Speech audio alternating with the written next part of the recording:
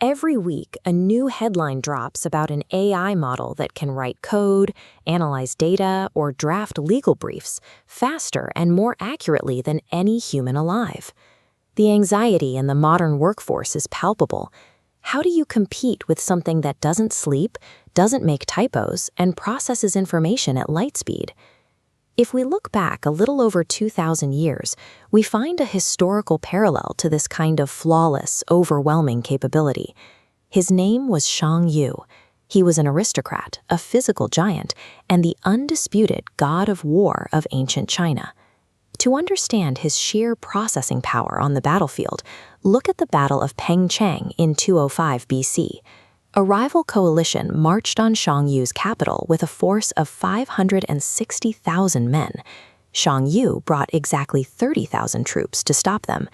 Instead of holding a defensive line, he launched rapid cavalry strikes. Using precise timing and raw tactical brilliance, his tiny force shattered the massive coalition, driving hundreds of thousands of enemy soldiers into the river. When you face a competitor that executes with that level of perfection, the math seems settled. Raw computational power and flawless execution appear unbeatable, whether on an ancient battlefield or in the modern economy. But the man who eventually destroyed Shang Yu and founded the Han Dynasty was an entirely different kind of operator. Liu Bang was born a peasant. He was known in his youth as a rogue who avoided hard labor, and as a military commander, he lost almost every time he took the field.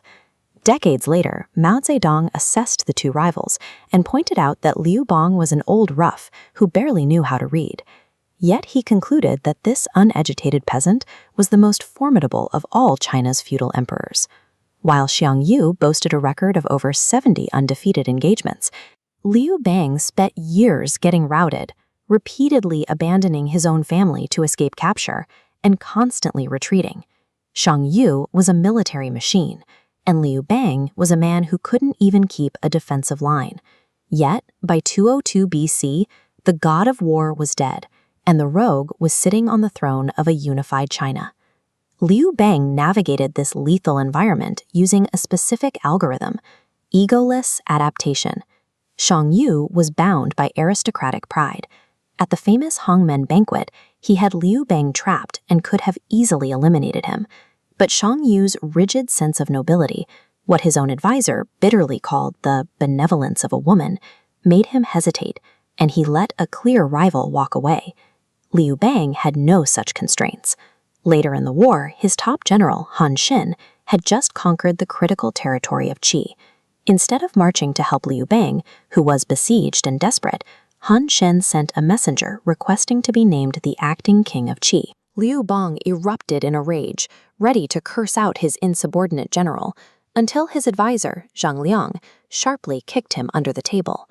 Catching the hint instantly, Liu Bang swallowed his pride mid-sentence. He shifted his tone, shouted that a real man shouldn't ask for a fake title, and immediately crowned Han Xin the true king of Qi. He secured the alliance without missing a beat. Holding on to heroic pride and rigid perfectionism becomes a fatal liability when the environment shifts. Shameless adaptability, the willingness to look weak, change your mind, and prioritize the outcome over your ego is the ultimate survival trait. This flexibility allowed Liu Bang to build his core infrastructure around people who were vastly smarter than he was, a group history remembers as the three heroes of the early Han. After winning the empire, Liu Bang laid out his exact methodology. He openly admitted that in charting strategy, he could not compare to Zhang Liang. In managing logistics, he was no match for Xiao He, and in leading millions of troops to victory, he was entirely inferior to Han Xin. Liu Bang never attempted to master these disciplines. Instead, he acted as a human API. He was the central integrator, identifying hyper-capable specialists and routing resources, authority, and trust between them to achieve a single unified goal. Shang Yu actually possessed a brilliant advisor of his own, a strategist named Fan Zhang.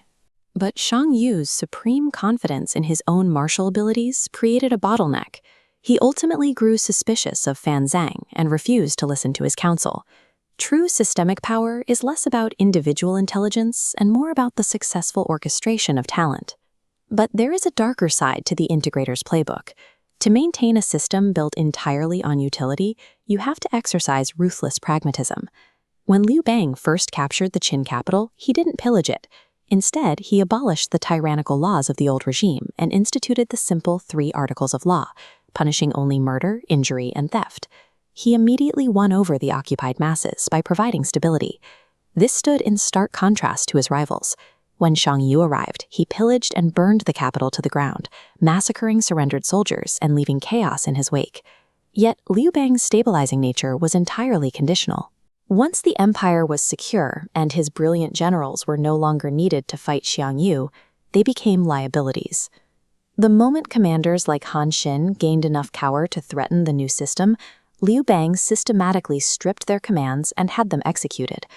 The ultimate integrator views the board without sentimentality. The survival and stability of the overarching platform will always take precedence over personal loyalties, ethics, or past debts.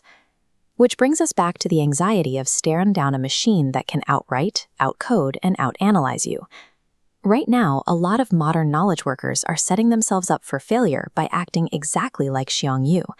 They are trying to compete on the basis of raw individual execution, tweaking their personal workflows to produce just a little more output.